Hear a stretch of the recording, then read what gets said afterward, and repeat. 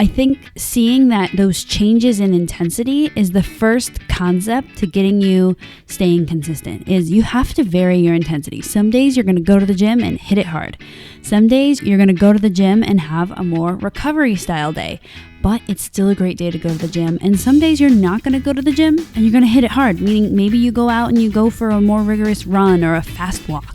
And some days you're not going to go to the gym and you're going to go for a recovery walk or a recovery bike, whatever works out for you. But think about varying your intensity. Welcome to the Exercise is Health podcast, where we're talking about exercise, health, and the interconnectedness of the two. We are your hosts, Charlie and Julie, and we will be coming to you every single week from our studio, Muscle Activation Schaumburg. Hey, welcome back, everybody, to the Exercise is Health podcast. We are your hosts, Charlie and Julie, and we're coming to you from our studio, Muscle Activation Schaumburg in Schaumburg, Illinois. Now, at Muscle Activation Schaumburg, we believe your health is your most valuable asset. Your health is one of the biggest influencers of the quality and quantity of time that you have. And while there are many aspects of health, our expertise is exercise. Exercise has been proven time and again to not only improve your health, but also increase your longevity and improve your quality of life. And today we are answering a listener-submitted question who's also been following our Facebook Live workouts every single day since we started them back in March. And the question reads, Julie and Charlie, thank you so much for the Facebook Live workouts that you've been doing. I hadn't been working out for a while, but with the stay-at-home order in place, I started working out again thanks to your guidance every single day. My question for you is, I'm planning on transitioning out of the at-home workouts into gym workouts once the stay-at-home order is lifted. What tips do you recommend I follow as I make this transition from my at-home workouts to working out at a gym? And this is a fantastic question because I think this is something that a lot of us are facing in the coming weeks as we transition from working out at home to working out in a gym setting. And there are some very specific things that we recommend you doing in order to make sure that you're still able to exercise on a consistent basis and to make sure that you are exercising appropriately for your body so you can continue to work out for the long term. I think the first thing is pretty clear with this one, and that is, as you heard in the question, is I've been doing this every single day with you guys at home. And that means that there's a consistency piece, and that is a huge piece of exercise. A lot of times when we think about exercise, we think about, the home run that we hit when we get to the gym and we're just hitting it hard, getting a great workout in. But part of a great workout, like lifetime, is working out consistently. Now, that might not be every day in terms of going to the gym, but I do want you to keep in mind that this is happening where you're moving every day. You're staying active every day. So I think that is the first thing to keep in mind, is thinking, okay, I'm going to start going to the gym and I'm working out with Julie and Charlie every day. Can I do something every day or most days that keeps me active?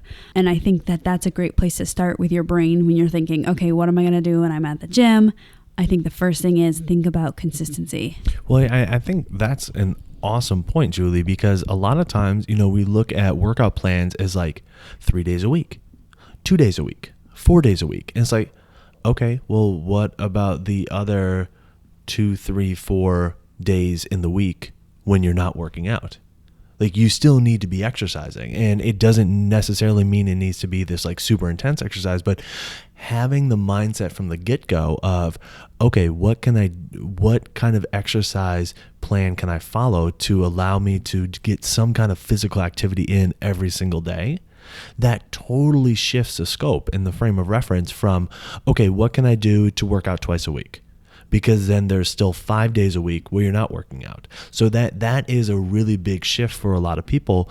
And especially when it comes to a gym setting, a lot of people don't think about going to the gym every single day, but that doesn't mean you shouldn't be exercising every single day. So how do we do this? There are a few principles that will help you do this and help you stay consistent. And this listener, this follower has been following our Facebook Live workouts. If you are interested in doing home workouts that you can just do, in your living room with stuff you have around your house, definitely check them out. We've been doing them daily on our Facebook page and also on our Instagram page. And on Facebook, you can rewatch them. So you can go back. You don't have to watch them live. But anyways, you've been watching us and you've probably noticed that some days are pretty tough. Some days are pretty easy. We actually call them recovery days. And some days include a bunch of cardio. Some days include minimal cardio. And I think seeing that those changes in intensity is the first concept to getting you staying consistent. Is you have to vary your intensity. Some days you're going to go to the gym and hit it hard. Some days you're going to go to the gym and have a more recovery style day. But it's still a great day to go to the gym. And some days you're not going to go to the gym and you're going to hit it hard, meaning maybe you go out and you go for a more rigorous run or a fast walk. And some days you're not going to go to the gym and you're going to go for a recovery walk or a recovery bike, whatever works out for you. But think about varying your intensity. And when you think about those lighter recovery days, think about them as active days, meaning you're using activity to help yourself recover, not necessarily just Netflix and chilling and sitting on your couch to recover. I think that's one of the biggest mistakes that we see. It's like, I'm feeling tired from my workout yesterday. I'm just going to not do anything. Well, it's best to stay moving during those days.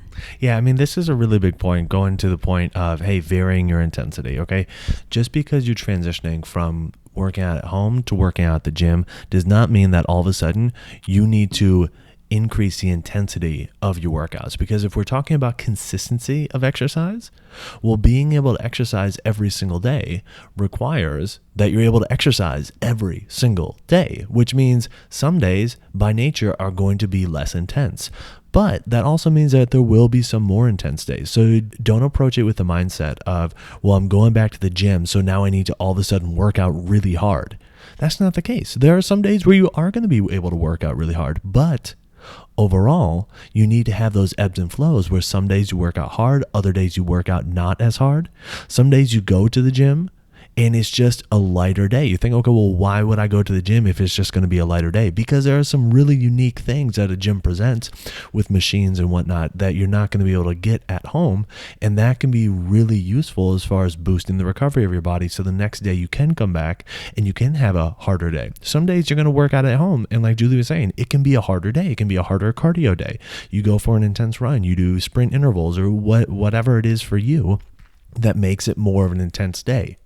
That's awesome. Okay. So the gym doesn't necessarily mean intensity. At home doesn't necessarily mean easy. You have to have that ebb and flow of both, where regardless of where you're working out, you have some days that are more intense, some days that are less intense, and you strategically choose which you're going to do based on how your body's feeling and how you feel like your body's functioning. So Charlie and I, with our workouts, what we've done is we have structured in 2 recovery days a week, but also varying intensities throughout the week, even if they're not quote unquote recovery days. But a great example of this is many of my clients, when they come to work out with me at MAS, and maybe they're not feeling 100%, but they're not like ill. They're like, dang, I wish my workout wasn't today. And we do have a 24-hour cancellation policy, so they know they try not to cancel if they don't have to. And they're like, dang, I wish I was coming on a different day when I could do it 100%, because I want to take advantage of my time with you. And I totally get that, but I always have to have that conversation with clients during that time that actually the best way that we can take advantage of our time together is to make a workout custom to exactly how you're doing that day. So if they're feeling 100%, we're going 100%. If they're feeling 50%, we're actually still going 100% relative to their 50%, if that makes sense. So it's not like you're getting a 50% workout, but it's like you're matching the intensity of your workout to the readiness of your body, how prepared your body feels. And you can look at that in a whole bunch of different ways, whether that is, immunity, whether you're like feeling like I might feel like I have a little cold or allergies are flared up, so that might not be feeling 100%, or nutrition wise, maybe you feel like you've been malnourished, you're not eating enough, you're not eating well, like you're eating a bunch of junk. That doesn't make you feel so great either. Maybe your sleep schedule's been funky and you've been underslept for quite some time. Or maybe work has been really stressful and your stress levels and your stress tolerance is completely being eaten up by things at work or things at home, whatever have you. So as we're talking about this varying intensity, you always want to be matching. Yes, you want to see like throughout your week, you vary the intensity and there's structured time to recover. But also in each individual workout, you show up and you match the workout to your preparedness level, your body's preparedness level. It's not like your decision, like, oh yeah, I feel like working out hard today, or I feel like working out less today. But it's like, how am I feeling? Like, how is my body doing? Is my body ready for, this full blast workout? Or is the best workout for my body right now a 50% workout, which is really a 100% workout for that day? Now, the second tip that we have for people when they transition from home workouts to gym workouts is when you go to the gym and you're exercising, make sure that you're focusing on your muscles while you're exercising. Okay. And the reason why we bring this up, yes, we bring up this point a lot, but the reason why we bring it up in this context is because a lot of times when we go to the gym, whether after it's been an extended period of time or for the first time, and we see a bunch of people doing all these neat, almost like circus-like exercises, okay, whether it involves balancing, whether it involves barbells, whether it involves kettlebells or bands or, moving really fast or whatever. And all of a sudden we think the point of exercising is doing that thing. We think the point of exercising is jumping up on the box. We think the point of exercising is flinging the bar up over our head. We think the point of exercising is swinging the kettlebell. When in fact, all of those are just tools to try to challenge your body. And so if you're focusing on that external thing, the box, the barbell, the kettlebell, the band, whatever it is, then you're missing the point, because those things are only in place to challenge your body. So your body needs to be what you're focusing on, specifically your muscles, okay? Now, there's a lot of benefits that you get from a health perspective by focusing on your muscles. Number one is your muscles are actually going to get more signals sent to them by focusing on squeezing them, okay? What this means, that signal is going to tell your muscles to contract harder, which means you are going to get better results by squeezing your muscles while doing the exercise. So the more you think about the muscles that you're trying to challenge, the better results you'll get, because you're getting more signal sent to those muscles. So this is a really big thing. The other thing is it's going to keep you in tune with how your body's doing. So you're going to notice when muscles aren't feeling so well earlier on, as opposed to just trying to get the bar up overhead, just trying to swing the kettlebell, and you don't notice that something feels weird until the end of the set or until you're done working out for the day. By focusing on squeezing your muscles, you will be more in tune with how your body's feeling, which means you'll be able to detect earlier when things go awry, which means you'll be able to modify and address that earlier. Which again, if we're talking about exercising on a consistent basis, look, longevity is the name of the game. You have to be able to come back day after day after day. So you can't be taking days off because you're injured. And a surefire way to make sure that your body's not feeling well is to disconnect from your body and not feel what's going on with your body until it's too late. So be mindful of what's going on, focus on squeezing your muscles, and that will certainly help you exercise on a consistent basis. Not only that, when you focus on your muscles, Charlie brings up so many good points with it keeps you safe and it also increases its effectiveness. But it also, again, like his first point, it keeps you focused on what you're actually doing. Like you're not there to move weights. You're there to activate your muscles, squeeze your muscles, challenge your muscles. That's the thing that brings about health changes. That's the thing that helps you lose weight, build muscle, change your metabolism, whatever you're trying to do in the gym, which you get all those benefits, whether you're trying to do them or not, which is great. Anyways, the great thing is that, yes, it keeps you focused on the goal. My goal while I'm here is to challenge my muscle tissue, challenge my muscles. And that lends itself to, you've been watching our Facebook Live workouts, to modifications, variations. So sometimes when you do an exercise, we think, the holy grail of this workout today is going to be my push-ups.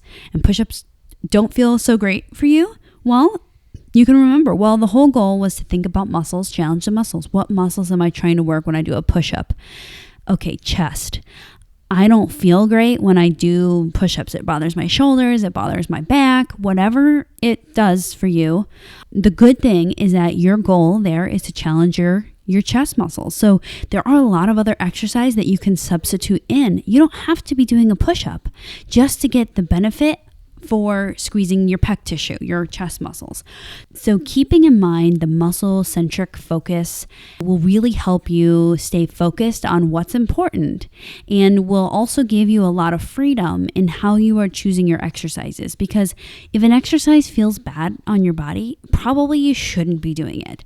And a lot of times I think we value exercises for some strange reason, like ones we hear a lot are like deadlifting or squats. They're like the holy grail of exercise, or push-ups. And really, there's nothing more important about those exercises than any other exercise, except for they stimulate muscle tissue, and so do other exercises, which is great for both of them. But you have to be picking exercises that feel good for you, because the name of the game, remember, is that you can exercise on a consistent basis. And if when you're exercising, you're feeling like I mildly injure myself every time, that is not a good plan. So use that as a permission slip to go explore new exercises, focus on the muscles, and excuse yourself from those exercises that don't feel good, because the goal is not the exercise. The goal is the muscle stimulation. Now, along those lines, we want to bring up our third point, which is to expand your exercise repertoire slowly. Okay, what do we mean by this? Look, if you've been following our Facebook Live workouts, yes, every single day is a different series of exercises. But if you've noticed, we revisit similar exercises time and time and time again. Okay, and in part because it helps from an exercise perspective, not have to learn the skill of the exercise every single time you do it. And then you can focus instead on the skill of just squeezing your muscles. All right. So when you go to the gym and you are presented with all these new opportunities and new tools to challenge your body with, such as, barbells, or such as different, exercise machines or things like that, utilize them, but incorporate them slowly into what you're doing. All right. Don't have the first time you be there be like a kid in a candy store and you're just going around and sampling everything, because if you do have a negative response, you don't know what caused it. Okay. And number two, your body is not accustomed to that at this period of time. So think about what you've currently been doing. If you've been following our Facebook Live workouts, we use a lot of body weight, a lot of dumbbells, things of that nature. So when you go to the gym, start by utilizing that, and then slowly, incrementally start to incorporate some of the other tools they have there, whether it be barbells, whether it be machines, things of that nature. Look, we're huge fans of using machines. We want to make sure that you are incorporating it in a safe manner so you can continue to exercise on a consistent basis. And if you were talking to us and you're like, I do all machines, we would be saying the opposite of incorporating body weight and dumbbells and stuff like that. So Charlie does bring up such a good point. If you've been doing our home workouts, or maybe you're doing home workouts right now, you are accustomed to those workouts. And when you go to the gym, there is so much more variation and options that you get to take advantage of. We're actually really quite limited when we're at home. Yes, we can do some cool stuff at home, but we can do a lot more stuff at the gym and in a more safe manner. So when you are heading back to the gym, we're excited for you. You have a lot of cool different options, new opportunities for your body to progress, get stronger, get more fit, build muscle, build function, but do it slowly. An example of this is, I remember I had a client, she's like, so I'm going to add a second day. I'm going to work out with you once and I'm going to work out at my gym once. And it was her first week. So she did a workout with me that 1 week, and then she did her workout at the gym and she came back super sore from her workout at the gym. And so I asked her what she did. And they have this circuit at the gym where it's like, if you do this circuit, you hit all major muscle groups. It's like, you know what I'm talking about, right? Like the circuits at the gym where they kind of put them in order and you just kind of go down the line. Well, I'm not saying those are good and I'm not saying those are bad, but what I'm saying is that her body wasn't accustomed to that, right? So you have to think about where I am now, and when I add things in, maybe try to add one thing at a time. The good news is that if you add one exercise every time you work out, just to make sure that your body's going to be agreeable with that exercise, you'll build them very quickly. Just don't do them all in one day. Now, our final point, we actually touched on it earlier, but it's so important. We have to give it its own point. We have to bring it up again. But it's this idea of making sure that you're still incorporating your recovery days, okay? And recovery days are not days where you don't exercise. Recovery days are days where you do exercise, some form of physical activity, but it's an active recovery day. So it's a little bit less intense than what you would normally do, whether it's going to the gym doing lighter weights, or whether it's at home, you're doing, a longer walk, a light bike ride, whatever works for you on those days, but making sure that you are still moving every single day and building in those recovery days. And what we found with ourselves, what we found with our clients, and what we found by talking with other professionals that work with people who need to be exercising on a consistent basis, is that recovery far and away is the name of the game. And this active recovery is a really, really important thing, making sure that your recovery days are not just totally off, but that you're actually doing something to get your heart pumping, to get your blood flowing, to get yourself breathing harder, get a little bit of a sweat going, okay? Not something to the point where you're going to feel fatigued for an hour or so afterwards, but something where you're just able to connect with your body, you feel your body move, you feel your body work, and that can be so beneficial to helping your body recover, so the next day you can then come back and work out more intensely. On that note of recovery, yes, using an active recovery, those walks, lighter weights, MAT sessions, a great way to recover with exercise and movement, but is also knowing that all of the benefits, all the changes that you get from exercise happen when you're not in the gym. And it's funny because we always think the gym is like the magical potion. Yeah, it's kind of like the kickstart, and you have to have it there, but making sure you're eating well, sleeping well, taking care of your mental health, those are all things that, yes, will continue to help you be consistent in the gym. Now, Charlie and I aren't, clearly we aren't professionals in mental health, in the mental health field or in sleep, but you do know that we do need to be proactive with those, just as we always talk about with exercise. So if you are looking to be consistent with your exercise, making sure that your recovery physically is active, is incorporating movement, and then you're also thinking about other factors in your life, taking care of your mental emotional health, taking care of your sleep health, your nutritional health, etc. So if you've been working out at home and you're excited to start working out at the gym again, we feel you, okay? We are right there with you. We can't wait to get back after it at the gym. But there are some things that we need to make sure are in place prior to starting up at the gym to make sure that you can still exercise on a consistent basis. Now, if you've been following along with our Facebook Live workouts, you know that today, at the time of this recording, which is, a few days before this episode gets released, we've done those Facebook Live workouts 33 days in a row, which means if you've been following them and you've been doing them with us, you've lifted weights 33 days in a row, okay? So now the challenge for you is to keep that consistency up while you're on your own, while you're going to the gym, all right? And so if you're going to do that, you have to first and foremost make sure that you're varying the intensity of your days. Some days are going to be more intense, some days are going to be less intense. While you're at the gym, you need to make sure that you are focused on squeezing your muscles. The whole point of going to the gym is to challenge your body. So your body is where your focus needs to be. Third, you need to make sure that the new tools and the new opportunities that the gym presents get implemented slowly into your workout routine. Just because your gym has a whole bunch of machines that you haven't used for a while, whether it be barbells, whether it be selectorized machines like a leg press or something like that, kettlebells, whatever they have, okay, make sure that you are implementing them slowly to decrease the likelihood that you have a negative repercussion of doing the exercise, and to make sure that you can keep coming back and working out on a consistent basis. And then finally, make sure that you're adding in recovery days, okay? The name of the game is recovery. You go, you stimulate your body, then you recover, you stimulate again and recover. That's how you get your body to adapt. That's how you get your body to change. That's how you get the results from exercise. So adding in recovery days, not days where you're doing nothing, but rather active recovery days where you're still moving around, busy, being physically active, are super important to making sure that you're able to exercise on a consistent basis for the long haul.